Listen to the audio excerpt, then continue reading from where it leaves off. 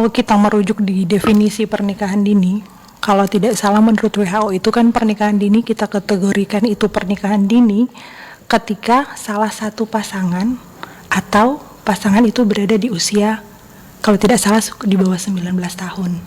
Nah, kalau kasusnya seperti itu, walaupun pasangannya sudah berusia dewasa, tetapi kan salah satu dari pasangan tersebut masih berusia 12 tahun.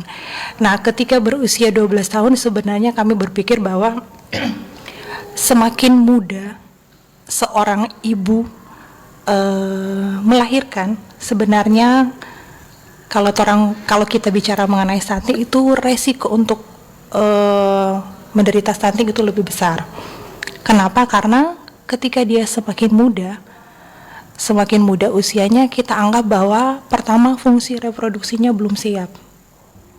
Kemudian yang kedua berarti kan secara psikologis anak tersebut, saya sebut anak saja, berarti belum memiliki kematangan secara psikologis untuk membentuk keluarga, untuk mengurus anak.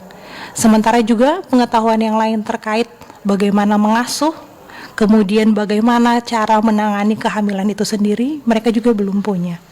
Sehingga kalau dikatakan bahwa salah satu penyebab stunting adalah kurang pengasuhan, itu akan berisiko besar kepada mereka-mereka yang melakukan pernikahan di usia yang secara dini.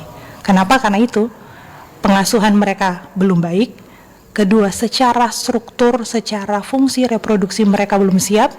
Kemudian secara pengetahuan mereka untuk pengasuhan ataupun terkait asupan, terkait nutrisi, bagaimana sih saya harus menyiapkan kehamilan supaya anak saya tidak stunting, mereka pasti belum memiliki pengetahuan yang mumpuni.